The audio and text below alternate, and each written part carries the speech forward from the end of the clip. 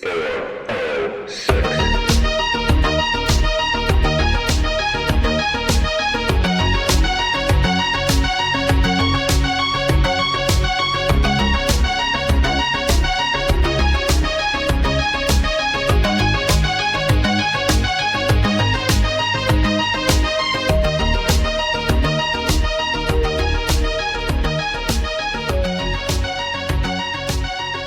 Good evening, ladies and gentlemen, and welcome to the 411 from 406. My name is Chewie, and I am joined once again, finally, by my brother from another mother, Mr. Pip. How are you, sir?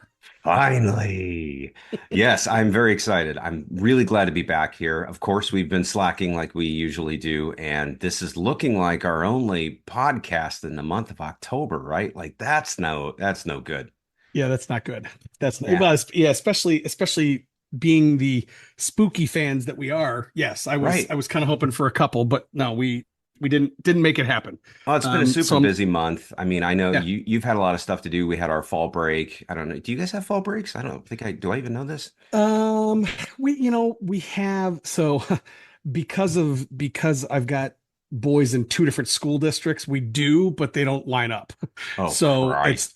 yeah, and we also don't have like a full like week. Like we'll have like two days off, like one school district I think had like Thursday, Friday, and the following Monday off, and then the other school district had like a Friday and the following Monday and Tuesday or something like that. So yes, we did, but not, it wasn't No, like we could go anywhere or do anything. not simple. Couple that with the fact that my older two boys, even though they're not in season, they're always practicing for something. So Yeah.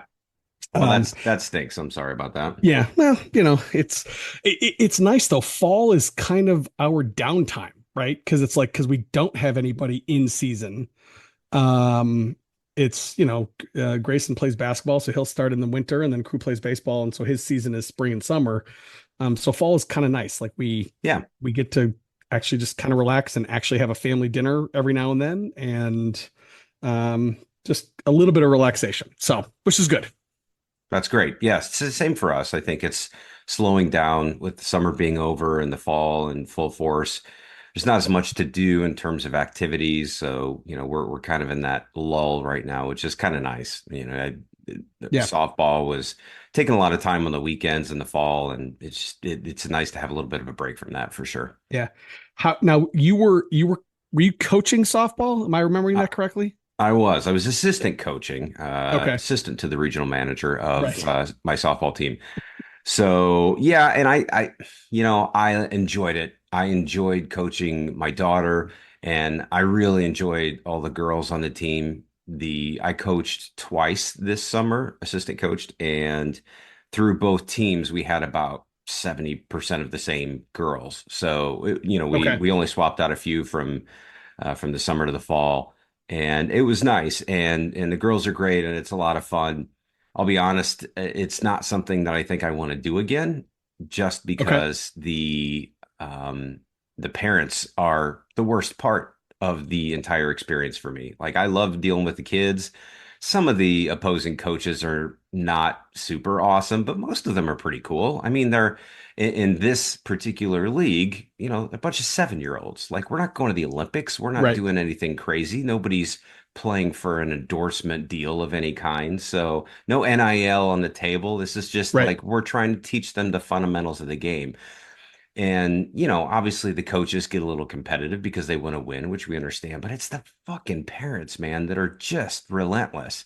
And there were parents, a couple in particular, on our team that would yell at us for the way that we were coaching the girls and how aggressive we were with the base running and, how we wouldn't send them when we should. And, in their opinion and according to them. And it was just, it was a real bummer because it took some actual restraint to not turn around and be like, hey, signups for coaching or is next, is coming up Yeah. soon. So if you want to do it, that'd be great. Otherwise, shut the fuck up and Shut the fuck up. let me do the job that I'm doing that I don't get paid for, right? Like, Yeah. yeah, and stuff like that. So it's a little bit disheartening because I, I'm sure the age for when these types of sports get competitive ranges depending on the sport and boys versus girls and all that kind of thing. But I'd say 7, 8 is when it starts to get, at least in where I live, in Indianapolis, it starts to get kind of competitive for Yeah. softball girls. And I don't know, it's when we're playing for fun, it's fun, but when it's really serious, it's just like I can't really get that invested. So Yes, seven. That's that's early, right? I mean, 7 or 8. That's early. I I mean, think you're still so. in. Yeah, I mean, you're still at the age where you're trying to figure out whether or not your girls actually even want to play, right? Right. And want to be there. Yeah.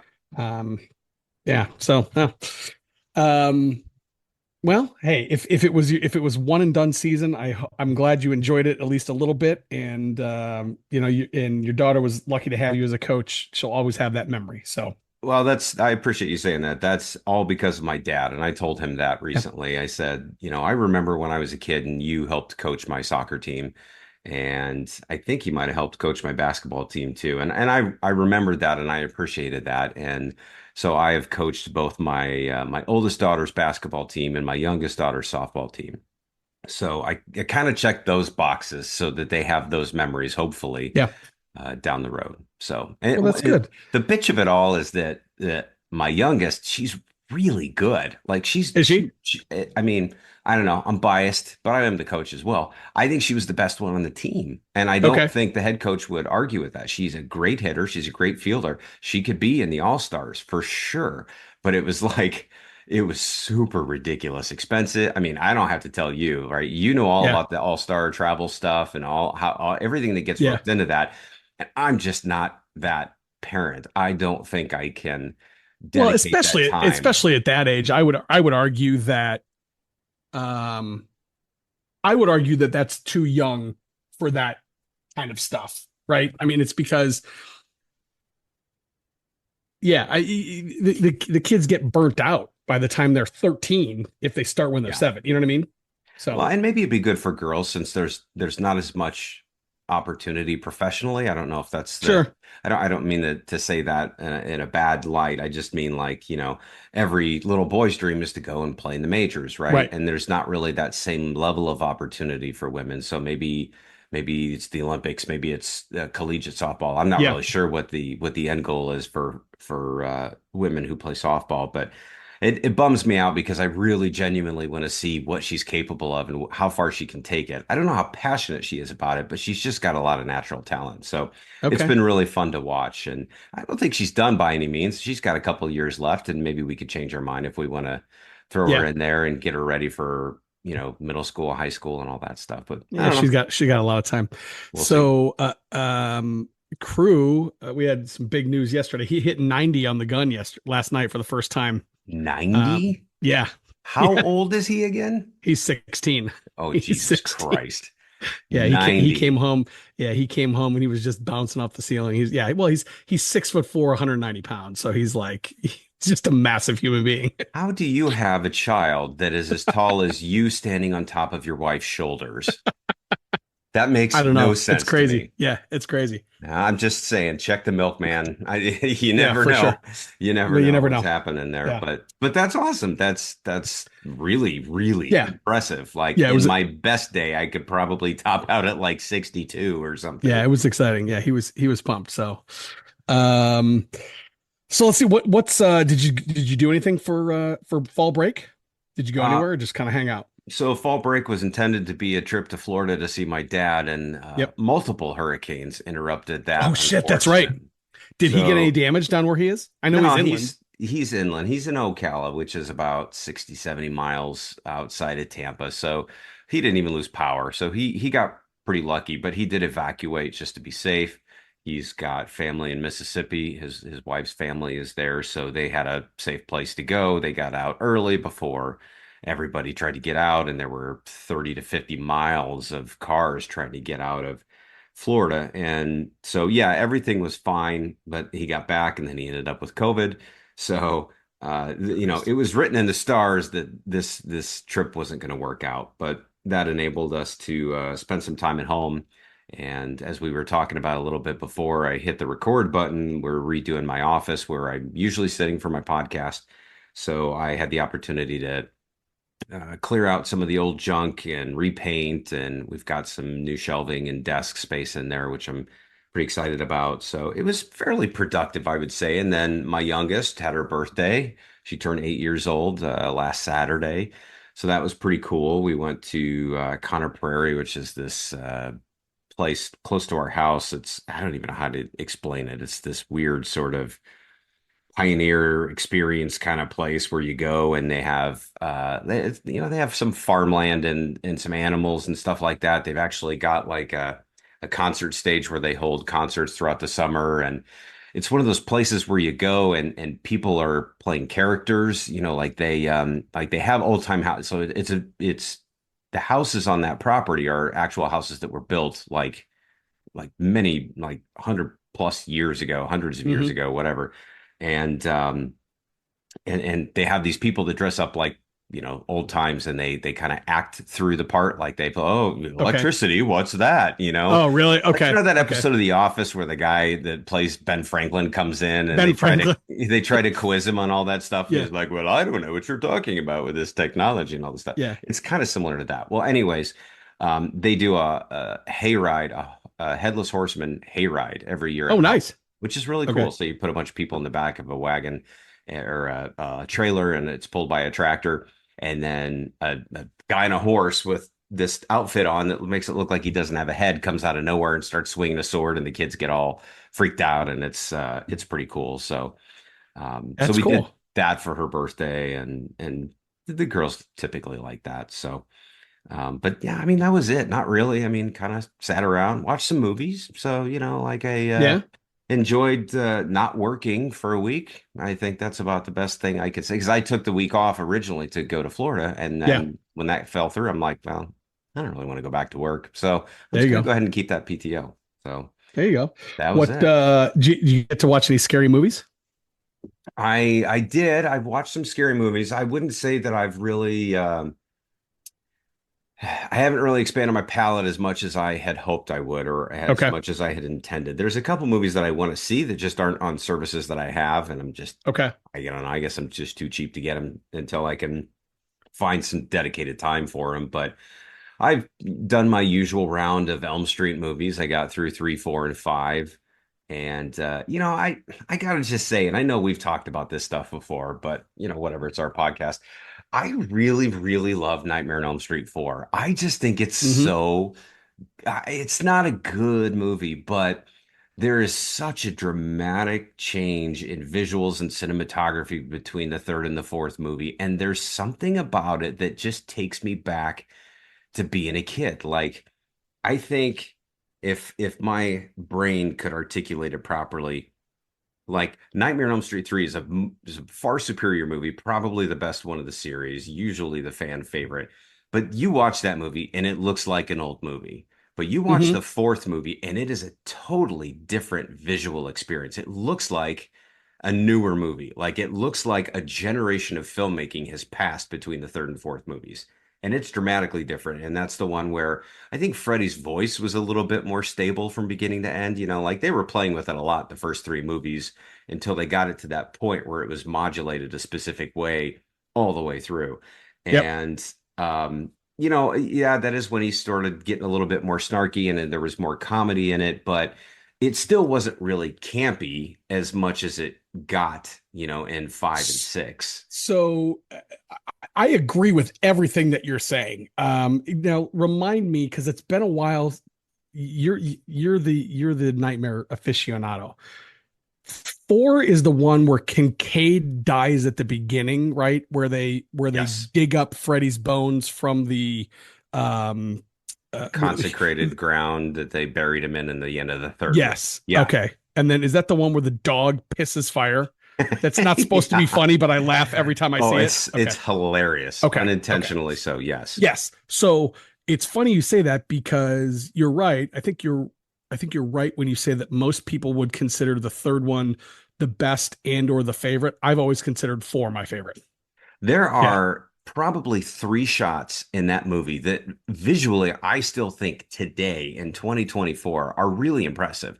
So the first one is that Kincaid shot. So there's There's that scene at the beginning where Kincaid and him are battling, and then the screen or the camera like pans out like really, really far, and it makes it look like it pulls out so far that it looks like the head of a pin, or I never Yes. knew what it was. It looks like some kind of a maybe it was the planet or something like that. I don't They're in know a what it was junkyard, for. right? Are they like They're in a they're in a like an junkyard, but I don't know auto junkyard? what that is supposed to Yeah. represent. But that scene is just amazing. It's just really, really cool to look at. So there's that one. My other favorite is the loop, right? The loop scene where Alice is Oh trying yeah. to get to her friend whose name is escaping me right now, the one that's lifting weights that gets turned into a cockroach, but she's Hmm. trying to get to Jenna? The Jenna? no, and she's like, "Fuck, we gotta go. I'm driving." Whatever. I'll pull it in a second. But Yeah. so like, there's that scene in the movie where they repeat the scene 3 or 4 times, and you're watching it, and you're like, "Wait a minute, they just showed this exact scene. What's going on? I'm so confused." And then they reveal that it's a loop. It's basically a dream loop that she's caught in. She doesn't realize it herself. And I mean, that's just brilliant. That is absolutely brilliant. And my other favorite scene, I think, happens maybe right before that, which is the scene when she's in the movie theater and she's watching the movie, and all of a sudden the popcorn starts slowly falling towards the screen. So she's in this upper balcony that's, maybe, where her eyes are actually level with the screen. And all of a sudden, like this wind rushes. It's kind of hard to explain if you haven't seen it, but she starts falling, everything starts rushing towards the screen, right? The popcorn, the drinks, everything. It's almost like gravity has tilted and the screen is at the bottom of the earth and everything is falling down towards it. And it eventually pulls her in and she flies through the screen and kind of rolls onto the ground and onto the the projection, which is showing the front of her diner and the ground, and she just kind of rolls onto it. And it's amazing. Like I still to this day think it's very impressive special effects for what they had available to them in the 80s. And those three shots in that movie, I just think make it the most intriguing thing. And there's some other good ones too, but those ones really stand out. And I don't think they ever hit anything that made me think, wow, that's fucking cool, like they did in that fourth movie. I don't think it happened since, and I'm not sure it happened before. Yeah. No, it's fun. I don't know that we've ever had this conversation. I agree that four has always been kind of, if I had to pick one to sit back and hey, I'm going to watch a nightmare movie tonight, it would be that one Yeah. every time. So Yeah, yeah, it is. It's the same with yeah, me. Like for some reason, that's the one that's just the easier rewatch. I don't know why. I feel like maybe I have to invest a little bit more in the third one, or maybe it's just kind of paced differently. yep, They've obviously in the documentaries and everywhere they call it the fourth movie. They call it the MTV Nightmare, the video the music video yep, nightmare kind of situation where it kind of plays like a video, and that pacing and that vibe for that movie, it just worked so well. yeah. And it's really just fun. Like I was kind of blown away as I was watching it again this month, thinking, man, I just really enjoy it. There's something really comforting about watching that movie in a weird That's interesting. way. So ironically enough, even though you're the nightmare guy on this podcast, I sat down and I watched a nightmare movie as well, and I think you're going to be surprised which one I watched. I think I I know which I one you watched. I think I you I already re you spilled it, did I but yeah I rewatched 2010, and I'll tell you, I enjoyed it a hell of a lot more this time than I did the last time I watched it. It's not a bad movie. It's really not. so Is talk it to me is it about what stood out to you that you were impressed by this time that you Yeah. maybe didn't So pick up on or maybe changed your mind on since you watched it the first time. yeah. So um the first few times I watched that movie, and I think it's got a lot of comparisons to the Ghostbusters flicks that we talked about. Okay. In that, when you're watching those Ghostbusters, well, it's a little bit different in Ghostbusters because but when you're watching these new Ghostbuster movies, you're always going into it, at least initially, with how are they going to treat the original Ghostbusters? How are they going to treat those kind of things, right? And so when you watch that 2010 movie, invariably, at least for me, it's how does Jackie Earl hold up against Robert Englund, right? Yeah. Like that was it's just like it's a natural comparison to make. and he's always going to pale in comparison, in my opinion, to Robert Englund. Robert Englund is that character. Period. Paragraph. We've done a podcast about, kind of like definitive roles. That is the definitive role. He is Freddy Krueger. That being said, if you watch that performance from Jackie, it's not a bad performance. Oh And no. I, you know, and I actually really like the way they do the Freddy backstory in this movie. I prefer it to what they did in the original. If you recall, in this movie, they actually show a lot more of like the Elm Street parents getting, you know, capturing Freddy, Yeah. putting him in the book, like, and actually burn. And I really appreciated that. Um, and so going into it this time, I was already aware of kind of I really tried to look at it without thinking about Robert Englund, without trying to make that comparison. Sure. Um, I think some of the special effects in this movie are really, really well done. Really well Absolutely. done. They do a really kind of cool job, and I'm not sure what the technical, like the way they play with the camera, like when they go into the dream, it's like it's a very subtle. I don't know if it's a filter that they're putting on the lens or what have you, but it's kind of cool the way they do the dream sequences. And um I don't know. I found myself enjoying it way more than I had in the past. There's a couple things where the movie, even still on rewatch, really falls down. It doesn't have the Johnny Depp bed scene in it, which is terrible. The fact that they didn't redo that, the Glenn, down through the bed, which is an iconic scene. And I'm not really sure why they didn't do that, but they didn't.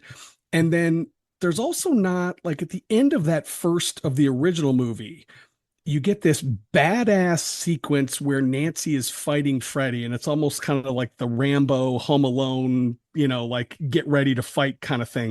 And Yeah. they don't really do that here. And so I found myself really missing those two scenes. But there was some stuff that I actually enjoyed more in this rendition that I did in the original one. And I was actually kind of surprised by that. Yeah, I think that's totally fair because I know we have kind of shit on that movie a little bit in the past, and it's been a while since I've seen it. But I can think of, even though I have not seen that movie in a handful of years, I can think off the top of my head of a couple things that I really, really liked about it, and a couple things I really didn't like about it. Mhm. As far as the things that I liked about it, I thought the dream sequences were really well done. The intro sequence was really cool, that cold open.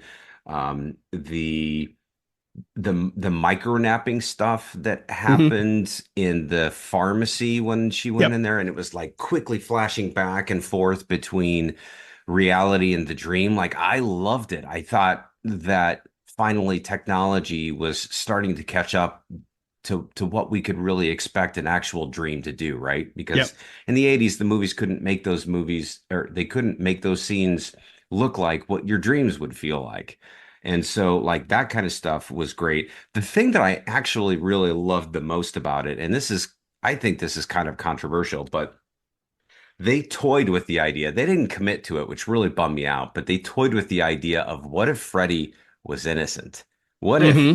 what if he never did any of the shit that everybody thought that he did, Yeah. but the parents torched him anyways, and that's what made him this really pissed off supernatural otherworldly character that came back.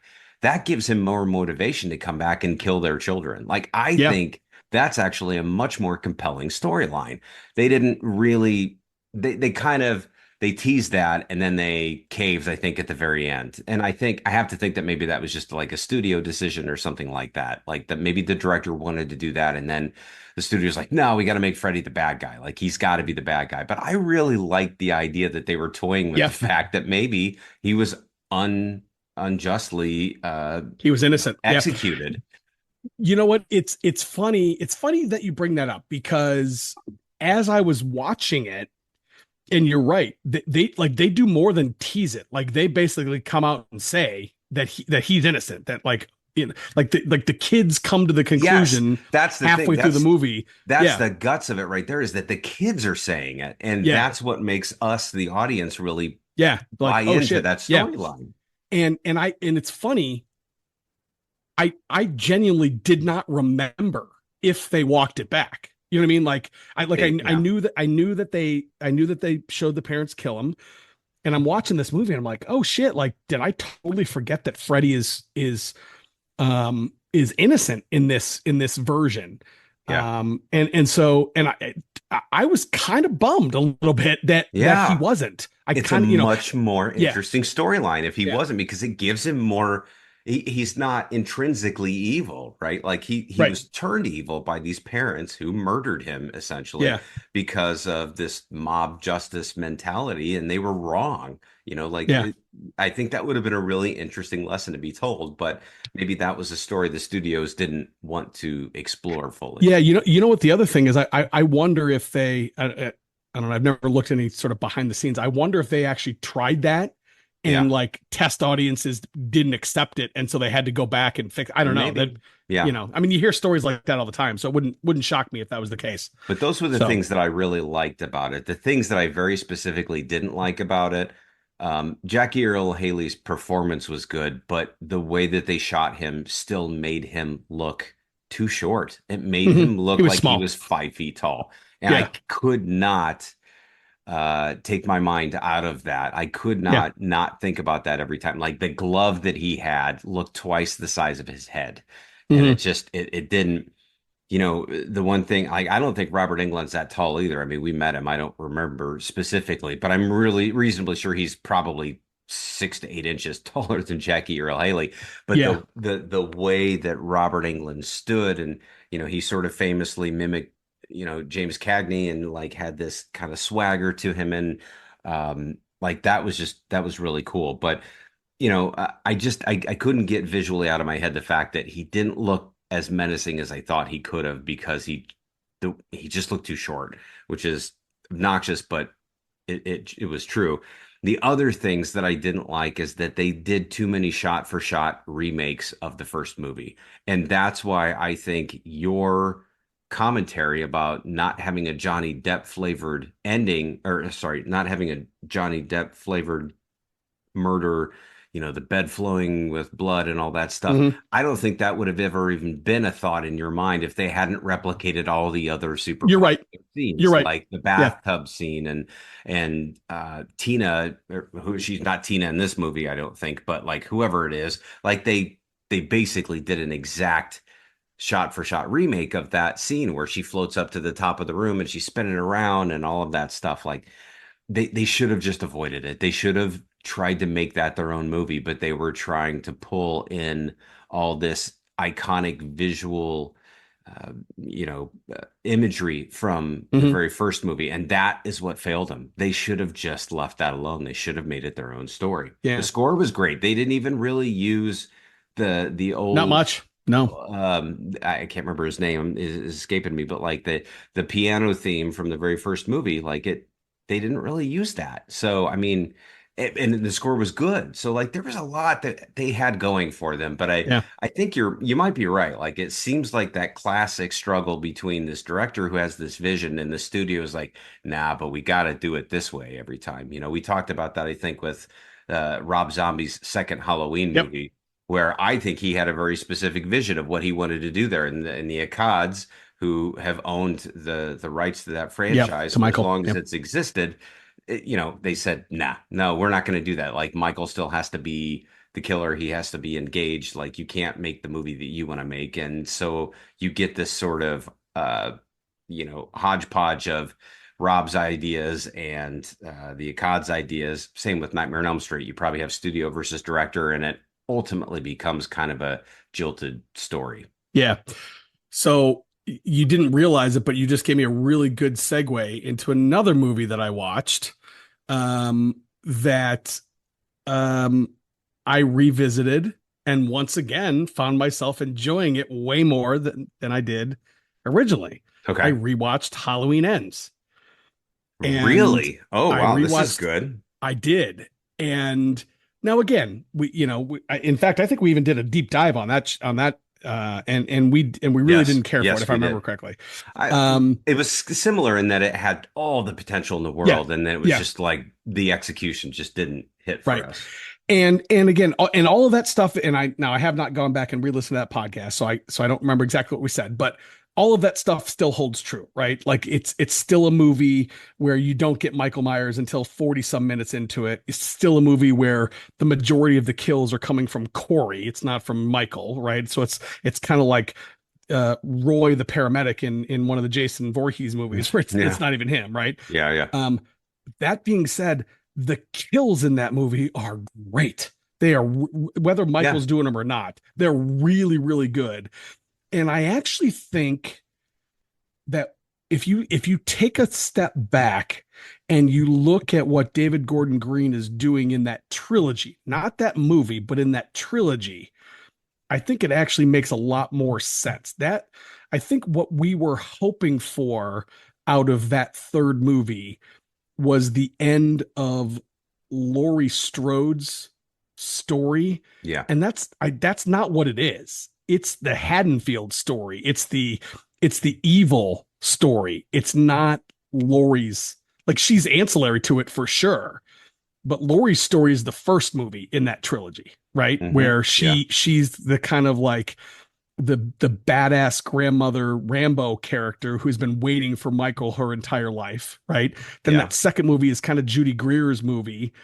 And then I think the third movie is really about that the evil, the shape that infects, for lack of a better term, Haddonfield and by extension Corey. Hmm. And you know what I mean? Like, and I don't know, maybe I'm reading way too much into it, but I enjoyed it a lot more this time. And again, I think it's because I already went into it on first viewing and I was quote unquote let down. And so when you go back and you rewatch a movie without those expectations, you can kind of watch some stuff that you didn't see the first few times you've watched it. I don't know. That's interesting. I mean, I definitely remember liking a lot of parts of it. I think I was maybe I had my expectations set a little bit too high. And maybe, I mean, just like you said, like it was supposed to be like the final showdown, right? The Mm-hmm. Super Bowl of battles between Laurie versus Michael.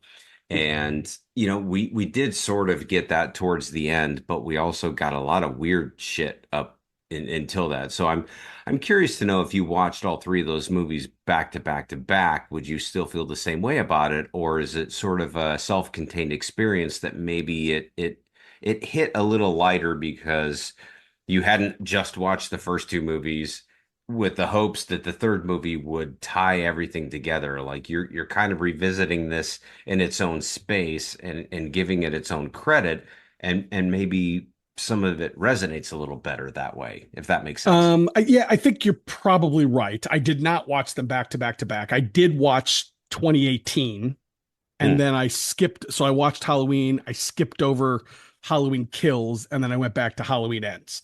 Um, and part of the reason, like Halloween Kills, if you remember, I liked that movie a lot Yeah, we too. both did. We both Yeah. gave it like a strangely positive review. Yes. Like we Yeah. were I, both I surprised we liked it as much as we yeah, did. I enjoyed that one quite a bit. And that one, and I think, well, I didn't have the time, but like that one, if you remember, was literally the next day after Halloween 2018, and then Halloween Ends goes, fast forwards a couple years or whatever. Yeah. Um, and so, um, yeah, so yeah, I think you're probably right in that maybe it would have been a different viewing experience if I sat down, 3 days in a row and watched them all in a row. Um, I don't know.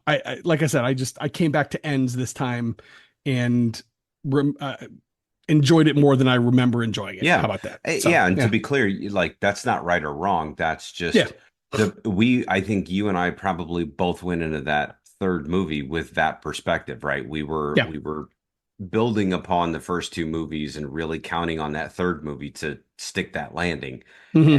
And maybe when you watch it, in the future without all the previous context, maybe it services okay, the story. Yeah. I don't know. Yeah. I mean, it's still kind of a bummer that if you're looking for a Michael Myers movie, it's kind of a bummer that it's Yeah. not, I right? don't know how you're not looking for a Michael Myers Right. movie Right. because it's the Yeah. same, Freddy Krueger, Jason Voorhees. Like if you shit on that part of the story or if you don't focus on that, then of course people are going to be upset because they're not there for, I mean, I don't know. Halloween might be a little different. They might be there for Jamie Lee Curtis, but when you go to Nightmare on Elm Street movie, you're there for Freddy Krueger. If Right. you're going 100%. to Yeah. Friday the 13th, you're there for Jason. You know, like Right. there are no protagonists that people really I mean, we care about some of the protagonists, but we're not passionate about it. Yeah, And you're they're not not yeah, you're as not in a Friday the 13th movie for Tommy Doyle. You don't give a shit. You know. right. Yeah. And even Exactly. yeah, and you're really not even in a Freddy movie for Nancy Thompson, right? Like No, yeah, she's great, but absolutely not. yeah. No. You So, don't care, really. right. Yeah. Well, that's interesting. I think that's Yeah. great that you revisited that. And it's funny you said that because I had a strong urge to revisit Halloween Kills to see, hey, do I really feel the same about that? Because I remember really Hmm. thinking like I was really jazzed by that. And I, I know a lot of people were not specifically, it didn't like critically, I don't think it got super overwhelmingly positive reviews, but you and I were both pretty bullish on Very it. I high. think that we liked it and we felt like it was a good transition from the first movie in hopes that the third movie would be, the culmination. But I didn't watch that yet. I still might go back to it.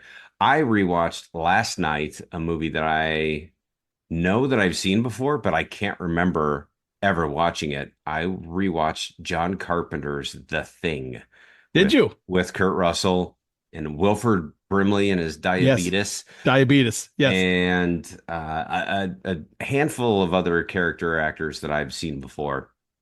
And I really liked it. I thought it was good. It's special effects, by today's standards are very obviously not the same or not on par with what you would usually see in a movie today. But for what they did back in, I think, the very early 80s with Stan Winston and some creature creators that were very popular back in the day, it was entertaining. And I mean, as cliffhangers go, I mean, I don't remember. I don't know if we've ever talked about this movie. Have you ever seen The Thing?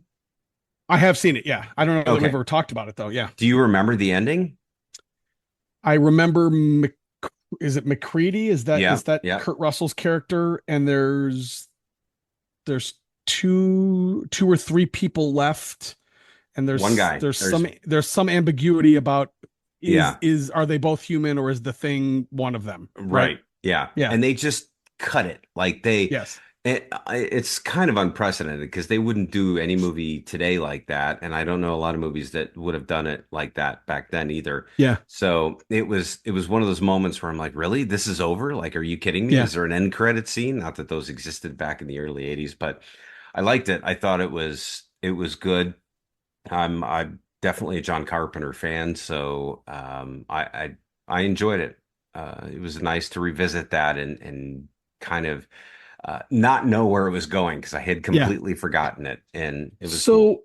So that movie is also a remake, right? It's a remake of like a 1933 like land like there's an I can't remember what it's called. It's yeah, I know what you're talking about. It's based on another story. I don't know if it was another movie, but it was definitely a Okay. story, Okay. and it's like called like the creature behind the doors. It's something weird. Okay. I'm gonna Well, get. and I guess where I was going with that, I've never read the story or watched the movie if it is a movie, and I'm wondering if it ended the same way. Is what I'm, like, Yeah, was it a cliffhanger? I don't know.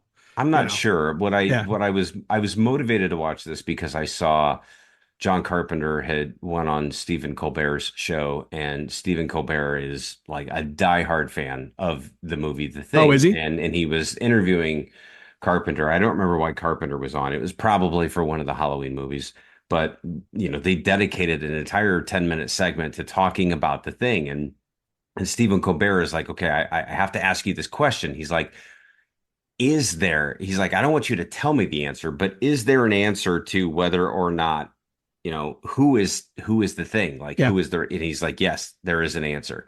And he's like, do you know it? And he's like, yes, I know the answer. This is Carpenter talking. This is Colbert interviewing Carpenter. And Okay. Colbert's asking, like, he's like, do you know who it is? Like, or versus like leaving it intentionally ambiguous without Yeah. really having any idea. The Carpenter's like, no, I absolutely know who it is. And Colbert's like, can I know who it is Yeah. from watching the movie? Like, don't tell me, Okay. but like, can I watch the movie and can I figure it out? And he's like, if you watch it really carefully, you can figure it out. And Colbert's like, oh my God, that's amazing. and they Okay. totally geeked out because there's a lot of, fan speculation over all of that stuff online. But, they're still talking about that movie today after a very long time. And Yeah. so I decided to revisit it and I enjoyed it. So the if I remember, and it's been a while since I've seen it, but if I remember correctly, the theory that I have seen that I seem to remember like latching on to was that Kurt Russell's character was human at the end, and he gave a flask to the other character. And the theory that seem to remember was like it wasn't booze in it, it was gasoline. And the guy, which was the black guy, if I remember correctly, Yes. Keith David was his name. yeah, We've seen him in a lot of movies. like didn't react to it. And that's why Kurt Russell laughed, because he had just proven to himself that it was the thing. That was the theory Yeah, that that is a commonly discussed topic, like on the internet as far as like all of the rumors of how all of that shook out. So mhm, that's what I read as well, because of course I did all my research after I watched the yeah. movie last night when should have been going to bed, So and I so what didn't. did you what do you like? Do you agree with that? Did you come up? Do you think something else? Like, what do you I would like? have to What's your watch theory? the Yeah, last, 5 to 7 minutes again just to be yeah, clear, because I didn't. I sort of watched the movie before I realized there was that big sort of debate over who was, whether that was the case or not. And some people said, well, you can see Kurt Russell's breath because he's breathing, and the other yep, guy's not, Keith David's not breathing, and all that stuff. So there's a lot of fan speculation. And I don't even know if Carpenter actually really sure, has yeah, an idea. He just, him throwing that out there, it's a very WWE thing to do, right? Like yeah. it just sort of stirs up a lot of discussion and controversy that may not even really exist. But yeah, it was pretty interesting. I don't really have a strong opinion. I'd have to watch it again, but I liked it. I thought it was really fun, and I would highly Okay. recommend everybody who would be willing to revisit that for the Halloween season. Speaking of Halloween season, I'm guessing you haven't, since you haven't mentioned it. Did you go see Terrifier 3 in the theaters? I did not. I don't know much about that franchise, although I've Okay. heard a lot of buzz about the third Terrifier movie. Okay. So I'm familiar with it, but I've not seen the other Okay. two. I don't know anything about it. Okay. So yeah, I mean, I'm sure you've seen the same buzz that I'm seeing. Like it's like people are getting up and walking out of the theater and they're throwing up, and it's like very exorcisty, like what you Mm. hear about um I have never sat down and watched a Terrifier movie beginning to end. I've seen a boatload of clips, and I'm pretty relatively familiar with the first two films plot wise. What I did do though the other night, so Art the Clown, which is the main bad guy in Terrifier, one of his first appearances was in a short film also titled Terrifier from 2011. I found that and I watched that the other night, and it was very well done. It was really, really well done. It's Nice. very, very grindhousey, super gory, over the top, but really, really well done. It's only about 20 minutes. I'm happy to send you the link to it if you'd like. Yeah. And then I know that Terrifier and Terrifier 2, I believe, are on Tubi for free. And so I will probably watch those. I don't know that I'm going to go to the theater by myself to watch Terrifier 3. And so I'll probably wait for that to come out on VHS, home video. Well, yeah, VHS. I'm going to pop in my VHS recorder. But yeah, anyways, okay, cool. That's So, cool. Well, so it's interesting that you inadvertently said VHS, because this will tie into the last bit of movie news that I wanted to add, which is Alien Romulus has just they have announced that they are releasing a special edition of that movie on VHS, which I think is really cool. really, Yeah. I don't know wow. why. Is anybody going to be able to watch it? I mean, does anybody even have a I'm not VCR? sure, because I mean, some of the, well, what goes around comes around, right? Everything is cyclical. I know that there's a lot of bands, vinyl is obviously a very Yeah, popular music format these days. Tape, cassette tape is actually, I don't know if it's coming back, but there are a lot of bands that are putting some of their albums on limited run cassette tapes as well. really. Yeah, some of them are. Wow. And like special edition, it's more so collector's item, collector items Yeah, kind of stuff.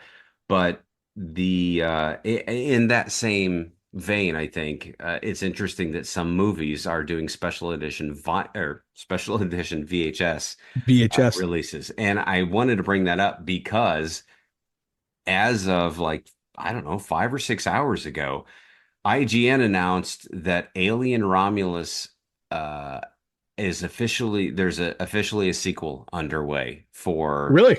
Oh, the, wow. the the Okay. latest Alien movie, which we did talk about, I think, a couple podcasts ago, and I glowed about it because I loved it. I thought it was really great. Moved back to its horror roots, kind of its Ridley Scott era versus the Yeah. James Cameron sci-fi actiony stuff, and they are officially greenlighting a sequel for Alien Romulus. Obviously, it's not going to be called Alien Romulus 2, but it will have some of the surviving characters from that movie in that. So that's interesting. That ties it closer and closer to the second movie, Aliens, because as we discussed earlier, Alien Romulus takes place before, or excuse me, between the first Alien Alien movie and and aliens. Aliens, James Cameron's movie. So That's cool. I was That's excited cool. to hear that. I thought that was Yeah. cool. Now, Fede Alvarez hasn't been officially linked to it yet, but Okay. I'd say there's a solid chance he's going to be the director for Yeah. that one. Okay. Well, that's cool. That's exciting. That's exciting. Um, I tell you, it's a good time to be a horror fan. There's a lot of really good stuff out there. I There do really love is. this month. Yeah. Every day of the month, I'm trying to insert some sort of horror content in Yeah. my day, and it's so much fun. That's awesome. Um, let's see what else. Well, let's I, let's I, talk about something that we haven't a subject that we haven't covered a whole lot on yeah. this podcast. Let's talk a little sports. Okay. Unfortunately, your Cleveland Guardians didn't I make it know. out of the ALCS. Like, okay, so we've got our ALCS and our NLCS, and I'm like, I know exactly what I want to have happen. I want it to be Cleveland versus the Mets in the World Yes. Series. And of course, as soon as I think that or say that out loud, the Yeah. exact opposite of both of those scenarios happen. Yes. How do you feel about your season, and who do you got in the World Series? Do you watch the World Series at this point? Do you give a shit? And if so, who are you rooting for? Yeah, I absolutely give a shit. You know me, I'm a huge baseball fan. I watch every game of the World Series every year, regardless of who's playing, regardless of if I have a rooting interest. I love baseball, and Yeah. that's the pinnacle of the greatest baseball to be played in the planet. Um, uh, how do I think about a season? The Guardians had kind of a magical season. They had two playoff games specifically. You had a down to your last strike 2-run home run by David Fry in the Detroit Tigers in the ALDS to bring us back from the brink, which ultimately we went on to win that game and that series. You had a grand slam by Lane Thomas to give us a win. You had huge home runs. Um, this is Stephen Vogt's first year as the Guardians skipper. I hated to lose Terry Francona, but this was Mm, his first year. This is still a really young team, and this was a team that was absolutely ravaged by injuries. I mean, we were down two starters, multiple position players. We had, the ALCS, our starting lineup was a full $200 million less than the Yankees yeah, lineup. I saw that graphic. Um, and again, that's not to take anything away from the Yankees. They beat us straight up. They beat us fair and square. That said, I mean, I can never root for the Yankees. I'm 100% all in for the Dodgers. I genuinely think the Dodgers are the better team, but it's really hard to bet against the Yankees. You know what I mean? They are just top to bottom they're the best hitting team in baseball, and so it comes down to, do the Dodgers have enough pitching? The Guardians didn't, so that's kind of what it boils down to. And Yeah. they made a bunch of errors too on top of that, so it was like, um, so yeah, I'm totally, I'll watch game ones tomorrow night, and I'm all in for the Dodgers. All right. Well, Yeah. very good. So I was really disappointed that Cleveland didn't make it. I thought this would be a good year for them, certainly yeah, a good opportunity. And of course I hate the Yankees. I'm a Red Sox fan, so yeah, I'm it's in my DNA to hate the Yankees. And it's unfortunate. I wanted to see the Mets. I've got a good buddy who's a big Mets fan too, and it's been a minute since they've won anything yeah. either. So it would have been a more compelling series, I think, if those two teams would have won. But you know, Will you watch now or no? now I'm No. checked out. I'm official. Well, I'm about as fair weather as it gets with baseball in All right. general. Okay. So like if the Red Sox are doing really well, then I'll watch. If they're not, then You don't really care. Yeah. well, that's not true. I'll follow the Rangers as well because Yep. they won recently too. So and I grew up in Texas for a couple of years, so I Yeah. went to Texas Rangers games when Pete Incaviglia was there and Larry Parrish and all the Mickey Rivers, was that his name? Mm-hmm. A Mm-hmm. long time ago. So I got to see a lot of those guys play. And so, I got a soft spot for those guys. But no, I saw a meme today that perfectly represents exactly how I feel. And it was this guy holding up a sign that said, I just hope that both teams lose. And that's kind of Right. where I am with this because I don't like the Dodgers and I hate the Yankees. So it's just like, it's such a turnoff to have, the two most dominant franchises in professional baseball be in the World Series. Like, Yeah. I mean, the Yankees haven't been dominant for a long time, and that's fair. But like, they're also the most decorated team in Yeah. For history of the sure. game. For So, sure. so no matter how bad they've been for how many years, like they're still that guy. They're still the They're Yankees. still the Yeah. Yankees. So, Yeah. nah, fuck them. Um, I hate them. well, on a much lighter note, how about them fucking Hoosiers at ranked Yes, number 13 in I the had country? I had two bullet points for sports. The first Yeah. one was Cleveland, and the second one was the rebound to IU football. Because I'm here to say, for the first time in the history of my life, IU is ranked above Alabama in collegiate football. Yeah. And what the fuck is happening? What bizarro universe are we living in? Are we living in NCAA 2K25 or whatever? Are we in a video game right now and somebody's franchising this team? Because this shit is bananas. Hey, you know what? If we are, I'll take it because it has been so much fun to watch this team. And like if you look at their schedule, like they've got a schedule that like is pretty favorable. You know what I mean? Like they're They not playing do. Ohio State this year. Oh, They're yes, not they playing. are. Yes, they Oh, are are. they? You're right. They They are. I'm sorry. are they're playing Michigan and Ohio State. So Okay. those will be the two big games for them. The upside is that Michigan is in Bloomington and Michigan Okay. has just fallen out of the top 25.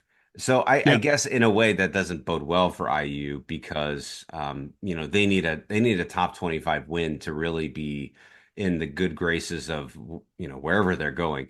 Yeah. But still, a win against Michigan at home, which is by no means a Yeah. guarantee, it would be huge. It would be huge. I don't remember the last time that IU beat Michigan.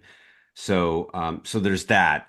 They do have to go to Columbus to play That's Ohio right. State. They will probably get murdered. Thanksgiving week. Yeah, that's right. Yeah, that will be ugly. home with Purdue. That's Home right. against Purdue, who is the only team in the Big Ten who hasn't won a Big Ten game yet. Right. So by all accounts, that should be absolute destruction.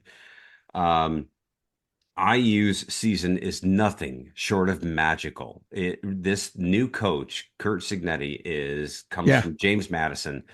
I don't know anything about him. I remember the sound bite where he got on Purdue the uh, sucks. the IU court and said Purdue Yeah. sucks. So does Michigan. So does Ohio State. And I Yeah. remember hearing that for the first time and just kind of face palming and thinking, "Oh Jesus Yeah. Christ! Like, what are you doing, man? Like, you Yeah. can't come out and act like you're going to turn this program around. This is IU football. Nobody at the school cares about football. It's a basketball school, right? Yeah.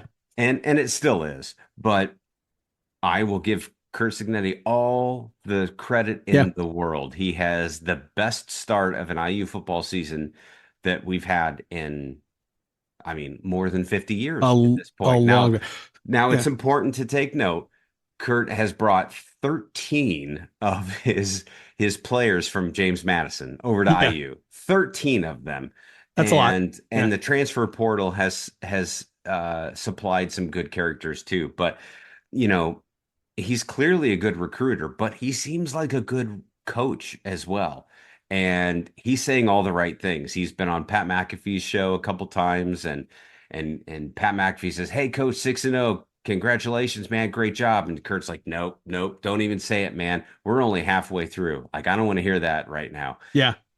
So like he's an interesting guy. He's super fascinating. But if you're watching IU football, which most people probably still aren't at this point, it's a different team. Like I've Yeah. never seen anything like this. I fully expect a Netflix documentary in like maybe 2 or 3 years where they're like uncovering this huge scandal where all these Arena Football League players came to IU and disguised themselves and play like they are so good. They are Yeah. reliable. Their defense is solid. Their offense is really good. It's the most amazing thing I've ever seen. I mean, I don't want to jinx it, but like you look at the schedule and I mean, it's so they're 7-0 right now. I mean, this is a 10-2 at worst, 11-1, 12-0. You know what I mean? Like They you could can, make the playoffs. They could absolutely, conceivably absolutely make they the could. playoffs. Yeah. The one thing that is really going to stick in their crawl right now is that their quarterback, who has been Just got really hurt, good right? all year, he Yeah. got hurt last week and he's Yeah. out for at least this next game and likely the game. So they play Washington at home in Yep. And then Bloomington Michigan this State. Yeah. weekend and then at Michigan State. If they're lucky, he comes back for Michigan, which Okay. is the game after Michigan State. Yeah. And ironically, the quarterback who's going to take his place is Trace Jackson Davis's half brother. Okay. So Trace Jackson Davis, the former IU He basketball came in the other standout, day, right? he Did did, he? and he Okay. threw a touchdown. Like Yeah, he that's right. did pretty good. So Yeah. last week versus Nebraska, they put up 8 touchdowns, and 5 of them were running touchdowns, and 3 of them were passing. And I think one, maybe 2 of them were by this backup quarterback, which is good, and it's super helpful because Yeah. they're going to struggle without their primary quarterback. But it's possible. Like they could do this. They could pull this off, but like this is the worst time for them to lose their starting quarterback. Right. Yeah. It's a mess. But hey, ESPN Game Day is coming to Yeah. Bloomington this weekend for the first time Is ever. that right? First time ever. I knew they were coming. I Ever. didn't realize it was the Game first time day ever. has never been in Bloomington, and IU is lighting shit up. Do you know? And you might know if you've been watching, and sports fans will know there are only 2 teams in all of college football that have not trailed a single minute this entire season. Oh, is One that of right? them is IU. I did not know that. Yeah. The other one is Army. Army is the Is that other one, right? and Army is really good this year. And Wow. so, yeah, IU is not, they have not trailed a single minute of any game that they played. Now, granted, again, they've not had the toughest schedule, so we can't get too excited, but they went to UCLA. They beat them there. Yep. They're playing Washington this weekend. Nebraska was a solid win. They're going to Michigan State, and then you've got the Michigan and Ohio State and ending with Purdue. So, who knows what's going to happen, but they've got a lot of momentum. They've got a lot of people watching them and a lot of people excited about what they're doing. And Jesus, I've never seen this much interest in IU football in my entire life. It's awesome.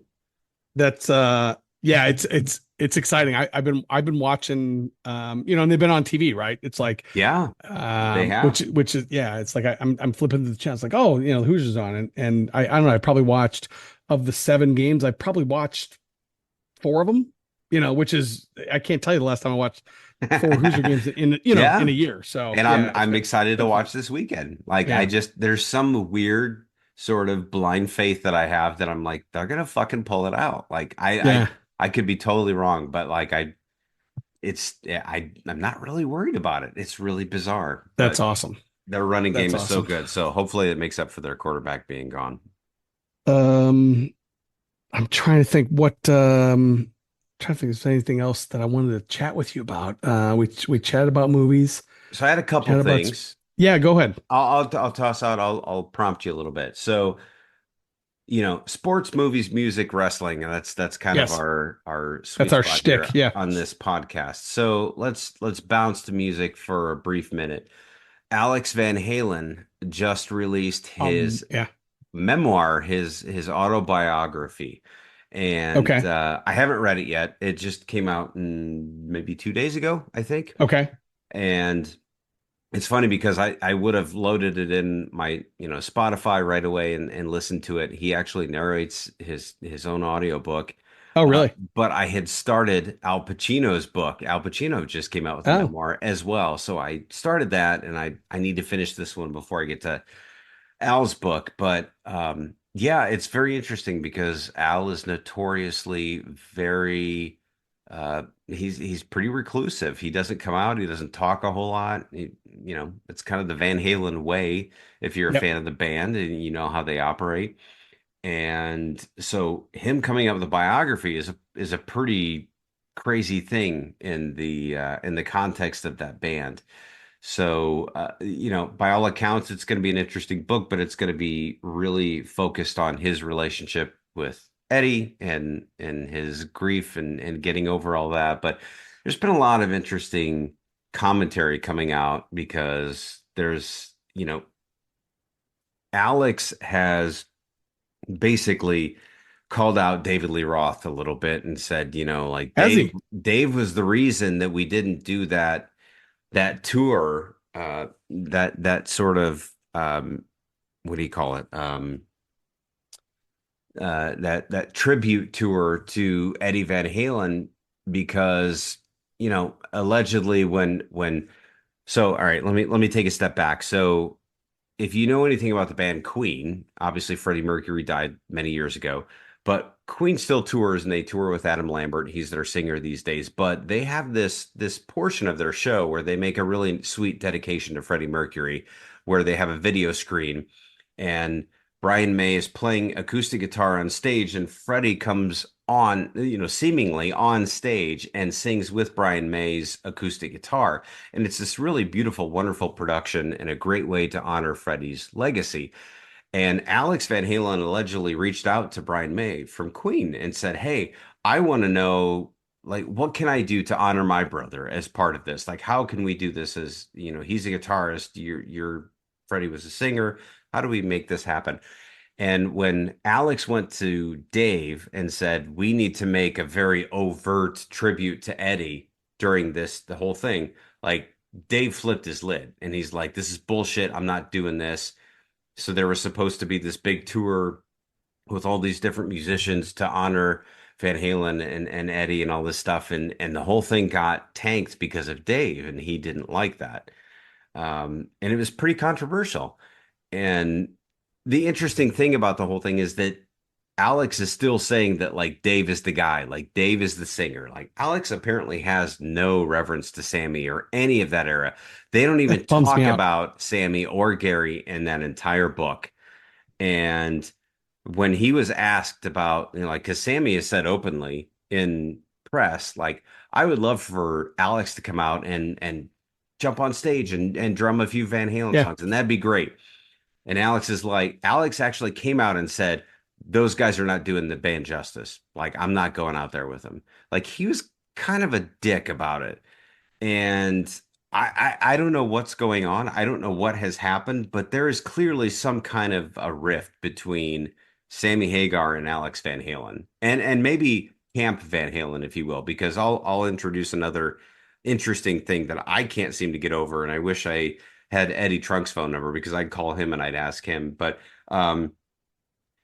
Sammy and Wolfgang have been in the same venue twice that I know of, They were together to at a Bon Jovi tribute, I think, last year, some sort of philanthropic Bon Jovi tribute where they were all doing like Wolfgang played a song and then Sammy came out on a different song and sang.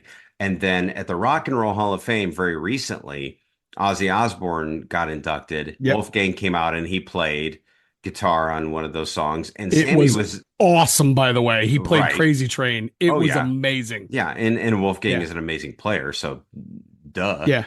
And Sammy was there to induct four. I don't think he inducted them, but he was there to sing on a Foreigner song because Foreigner got inducted. Okay. But those are two separate, pretty high profile events that Sammy and Wolfgang were there, and there was no pictures of them. There was no mention of them being together. And, I mean, Sammy's one of those guys who's like, everybody come on stage, like, do Yeah. this thing. I think the Van Halen camp, the official Van Halen camp, which is really just Alex and Wolfie at this point, I think they kind of are distancing themselves from Sammy. And I don't know why, and I don't know what happened.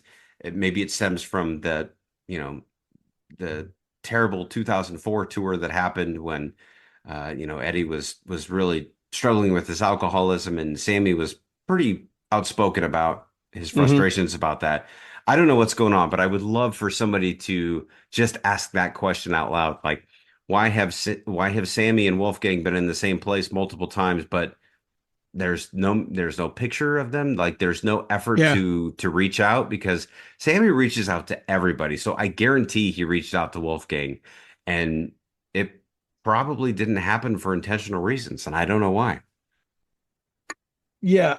Yeah. Obviously, I don't know. The only thing that I would say is I wonder if, because I know Wolfie has gone out of his way to say that he never wants to like denigrate the memory of the band Van Halen, Right. and he's gone out of his way to like not do things that would make people think there's some sort of reunion or those kind. So like Sure. I don't know, maybe it's as simple as he stays away from Sammy publicly just for that reason, because invariably if they're pictured together, the next comment is going to be like that.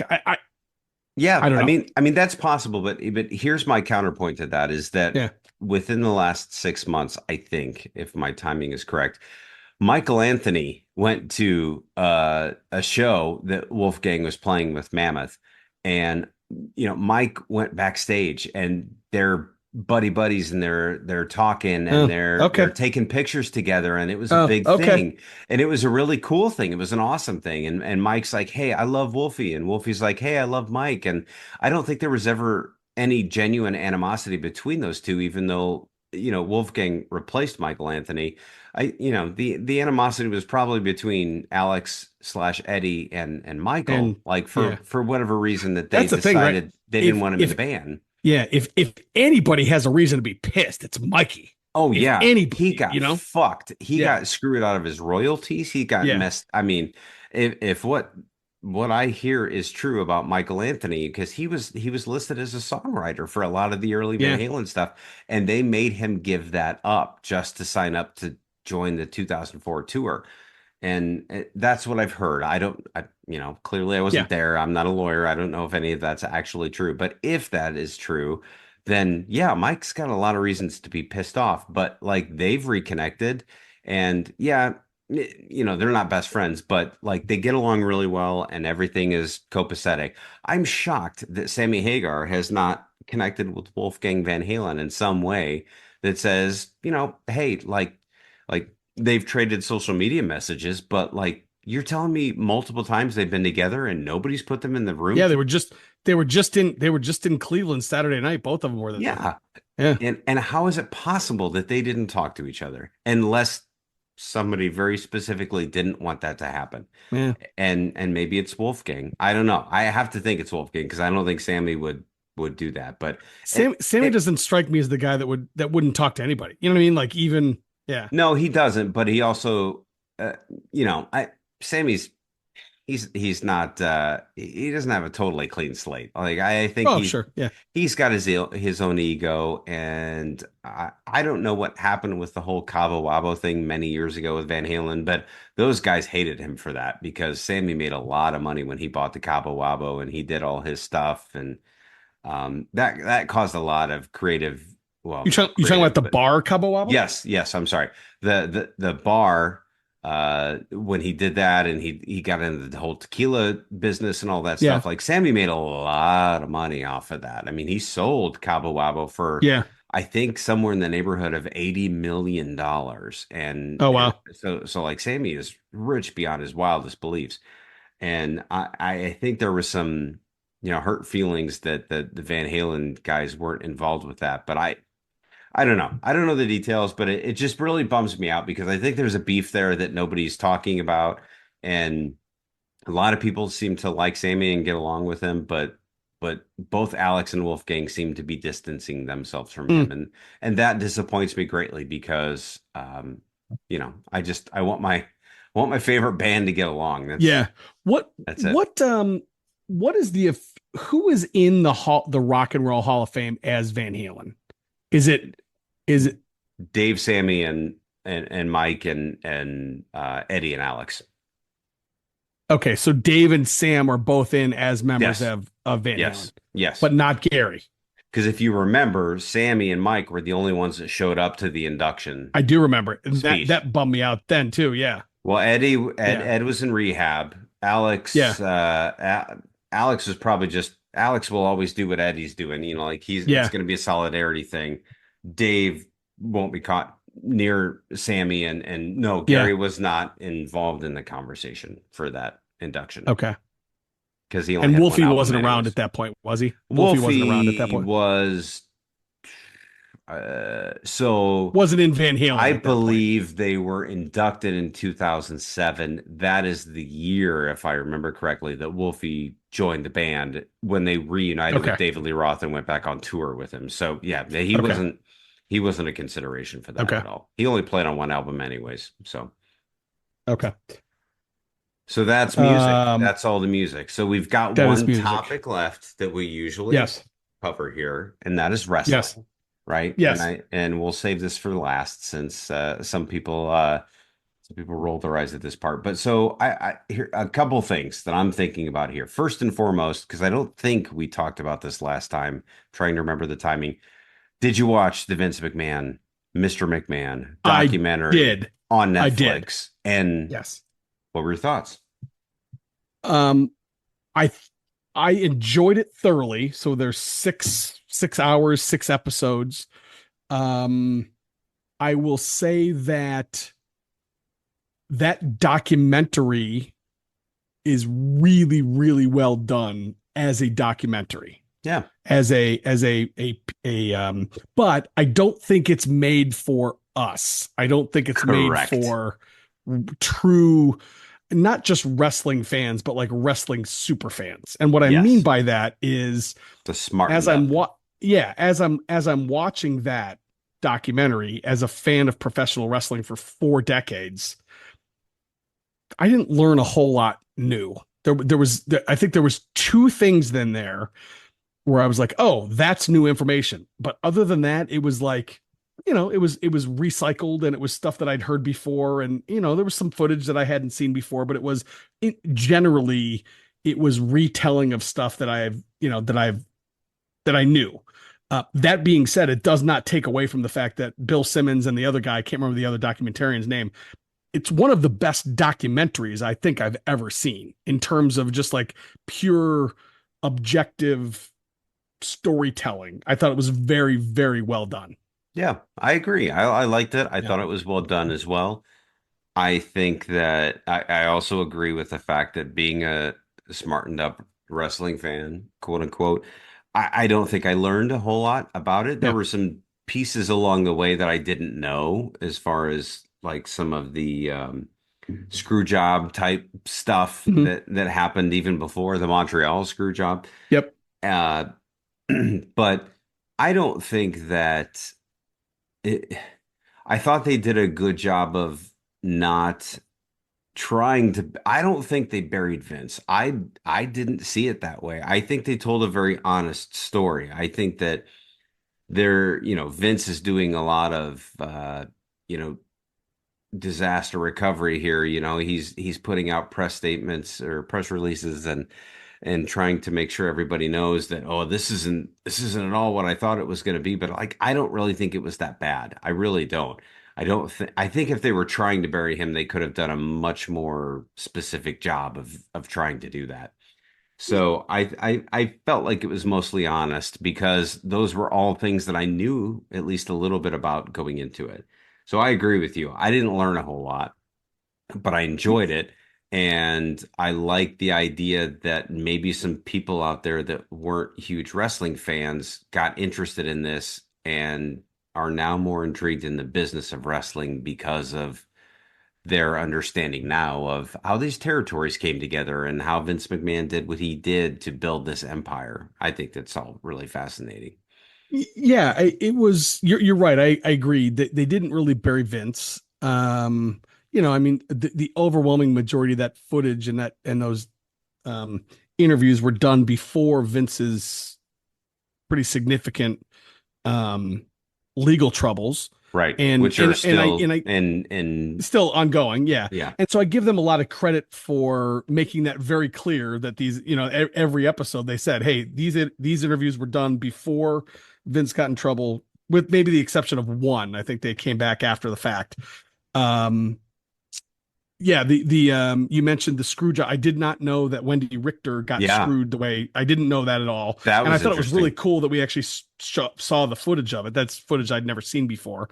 Um, and the other thing that I would say was kind of new information.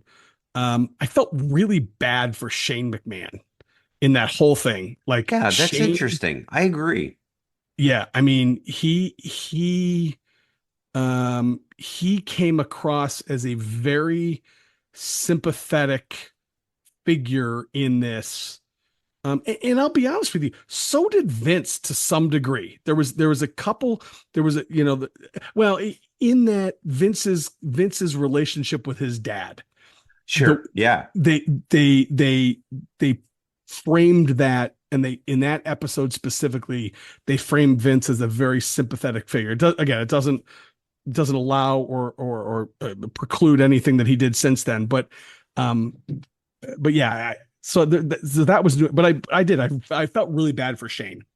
I agree. I think I took a little bit of that too because I don't know if this is factual or not, but I interpreted from what they told us that maybe Shane wanted to be much more involved in the business, but realized he shouldn't be for reasons that maybe were hinted at, but not overtly said. And he's bounced in and out of the WWE for many years, and I got the impression that maybe he wasn't a big fan of his dad and the way he handled certain things, but he still wanted to be a part of it because he believed in what he was doing in terms of, the WWE and building up this empire that he was doing. So yeah, I got that feeling as well. And it made me feel a little bad because like they didn't spend a lot of time with it, but Vince and his dad, that relationship Right. was, I mean, his dad sold him the company knowing, or in his mind, knowing that Thinking he would fail.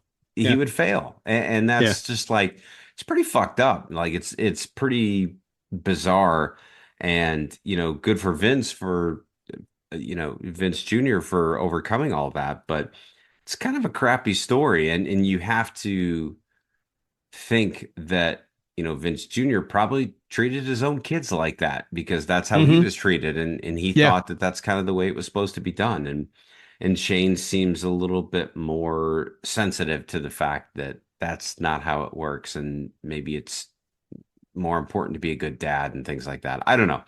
So I long-winded way of saying I agree. I got that sense too. Yeah. I think I Stephanie is a little bit more like Vince. I think she tells a little bit more of a story. I think she's more careful with her words. I think Shane is a little bit more just his own person in that yeah. respect. Um, yeah, I would agree with that. I would also say though, I think my perception of Vince, I'm sorry, Shane and Stephanie and Triple H is that Vince was very clearly, in fact, I think they even said this in the documentary. Vince's number one priority was always the wrestling business. Even though he loved Yeah. Linda, he was married to Linda, like, but his number one His priority passion, was, his lover yes, was the was the business. business. Yeah. My perception of Vince, God, I did it again. Shane, Stephanie, and Triple H is that their family is their number one priority, and business is important, right? Especially with Triple H and Stephanie. But I Yeah. get the impression that they are family people first, and then business people. Yeah. And I think that's a very big divergence from Vince. Well, and That's I again, I think might be that wrong. Yeah. I think no, I think you're right. And I think that that's resonating a little bit with the way that Triple H is trying to run the company right now, Mm-hmm. because it sounds like he's trying to be, I mean, I think he's more adamant about their talent taking time off and things like that. Yeah. And like there was a pay-per-view that was scheduled at the beginning of the year a couple of years ago. I think it was called like Day One or something like that. Mm-hmm. It was on New Year's And Day. Yeah. yeah, and like I think they just got rid of that because they're like, no, we got to give our guys some time off. And Yeah. it's the road schedule is not nearly what it was. I mean, they talk about that a lot in that documentary about how much they work those guys, and Jesse the Body trying to form the union and all that stuff. And I think that Triple H has learned from that and is trying to make better decisions. Yeah. So that's pretty interesting. But I mean, overall, I enjoyed it. Will I watch it again? No, I don't think Nah, so. I won't go back to it again. No. I didn't learn a whole lot from it. I didn't expect for people like Triple H or John Cena or Hulk Hogan or The Undertaker or anybody to really talk shit about Vince. That was not. I didn't necessarily want it either, but I didn't expect that to be a thing. So I we'll see what happens. It'd be interesting if they add some kind of an addendum to this, depending on what happens with some of these legal battles. But I think the reality is you're still probably a couple years away from yeah, any sort of resolution to the Janelle Grant story. And and he's if in you're his years what late 70s. Like, is he like? every bit, yeah. I mean, it's entirely possible that story, Janelle Grant, that stuff doesn't get done for a couple years, and then by that time, Vince is in his 80s, and it's entirely possible you never hear from Vince again. You know what I mean? Like you never see him Well, he's on 79. He's yeah. So 79 right now. So by the time this is done, he'll be in his 80s if he's still alive. yeah, Who knows what's going to happen? But right. interesting stuff. But So, one more wrestling topic. I was really bummed to see Samantha Irvin leaving the WWE. yes, oh, Bummed me out. that's a Yeah, huge disappointment. And they yeah. brought Lillian Garcia back, which I guess is cool, but like, no, She pales in comparison. Samantha Yeah, Irvin is the best, and she is fantastic, and she will be sorely missed. I hope we see her again. That was hugely disappointing for me. yeah. And So, then have you been keeping up? Are you at all current with anything? I watched Bad Blood, and I've Okay. been reading since then. I have not watched anything since then, but Okay. so I'm So yeah. you don't know that they already took the Intercontinental belt off of Jey Uso. I did know Okay. that. I didn't Okay. watch it, but I did know that, which bummed me out. And I wonder, and I'm intrigued by that decision creatively, like why they would do that. Well, I think I know why, and I'll tell you why. Okay. Because he was, if you didn't watch it, then you probably don't have the context, but he was cheated out of the belt by Solo and the new Bloodline guys. And I think that they're setting up a old school Bloodline versus new Bloodline in Survivor Series. Survivor So Series. it's going to be Okay. likely because Jimmy Uso has recently come back, Yep. and him and Roman are tight again. So I think it's going to be Jimmy J and Roman against, the new Bloodline Yep. and whoever the fillers are. But I think the interesting thing is that there were a lot of people that were really upset about Jay losing the Intercontinental belt because he only had it for like, I don't know, maybe a couple weeks. Yeah. But like Jey Uso is one of the most over guys in the entire company. Doesn't need it. He doesn't need the fucking belt. He Yeah. does not need it at all. But he's also not a top guy. So he reminds me of like a Kevin Owens type, Hmm. where Kevin Owens is not a top guy. Kevin Owens did have the big belt for a while, but these days, like they're not going to give that to Kevin. Kevin's going to be the guy that puts the next guy over to work with the top guy. Yep. To get there. Very reminiscent of Jake the Snake Roberts, right? Yeah. Jake Yeah. never had a belt, but Jake was always the guy that sent the next guy to Hogan or something like that. Yep. So, yeah, I think it's pretty interesting, but I also don't think it matters. But I think they're trying to set up for a OG bloodline versus new bloodline Survivor Series, which could be interesting. Makes And sense. I think we'll see The Rock there. I don't think we'll see him wrestle. I think we'll see him there because he showed up the other day at Bad Blood Yeah. and Yeah. did the thing. If I'm fantasy booking, I'm firmly of the belief that we're going to get Rock and Roman at WrestleMania 41 Yeah, on I night think so. two. I think that's going to be the main event of night two.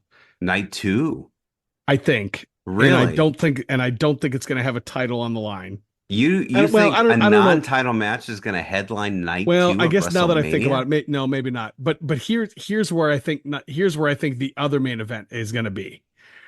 I think the other main, well, because who right now has Gunther has the other big belt. It's Gunther and Correct. Cody, right? Yeah, and they have I to think, fight each other at Crown Jewel coming up yeah, here.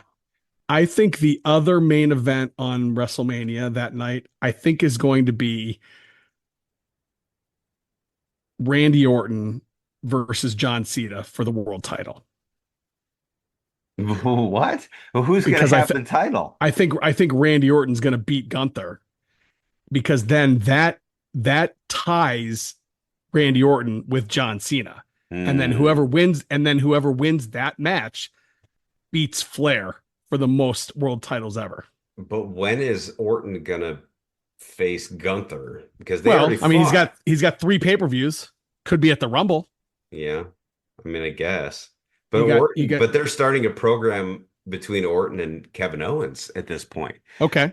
because Yeah. Kevin Owens has turned heel again, which I Mm-hmm. think is where he sits most comfortably. So that's Yep. good. I don't know. I don't feel like I see Orton. I mean, you may be right. I think that's cool. I would love to see that. I don't see Orton. The only way that happens is if Orton turns heel because Cena is not going to do it. No, And no. Yeah, that's yeah. well, I mean, I guess that's not true. I mean, it could be face against face Well, no, but for a Orton, big match like that, if but Orton beats Gunther, he doesn't have to turn heel. Gunther's a heel. it'll be really interesting to see who wins the Rumble. I don't think it'll Yeah. be Cena. I don't. I kind of hope that they don't do that. I don't think Cena will be involved in a title run. If he is, maybe it's a U.S. Championship. But I don't know. I could be wrong I don't know. because And I might be Cena's right on world. fantasy bookings. Yeah. Yeah, I don't know. There's a lot of stuff that could happen. I think Cena would be the first one to say, "Don't put me in the world title hunt. That's ridiculous." Like I couldn't even beat. Well, and I again, haven't yeah, won a WrestleMania match for multiple years now. I couldn't beat Austin Theory in fucking WrestleMania. right. So why are you giving me a title But shot? the only way it makes sense is if he wins the Rumble on some sort of a fluke, right? He comes out 30 or he whatever, and he like flukes into it. I would That's fucking love it. I would love it, yeah. but a lot of people would cry bullshit on They that. would. They would. I don't know if it'll happen, but hey, that's the fun of fantasy booking, right? Yeah. So Which, I don't by know. We the got way, the Royal Rumble, which we may be at, right? hell yeah. We might Hell actually yeah. be there for that. So we'll see what happens. To be determined. We'll see To what be happens. determined. All right. Well, let's see. It's 11:15. Yes, So I think you've kept me up too late. we'll put a wrap on this one. We did get one in October, so that's good. All right. So this is going to be, let's see, what episode is this? This is going to be, we got some work to do, my friend. Oh, you This do is this all the episode time. this is episode 94. All right. And November is next week. We got Right. 6 episodes between now and the end of the year if we're going to knock it out. Yeah. I mean, it's probably not going to happen, but So- I don't know if it needs to. I mean, let's It let doesn't. it marinate, right? It doesn't need to. Yeah. Let's figure it out. But So, I'm excited. all right. That said, that's Mr. Pip. I'm Chewie. This is the 411 from 406.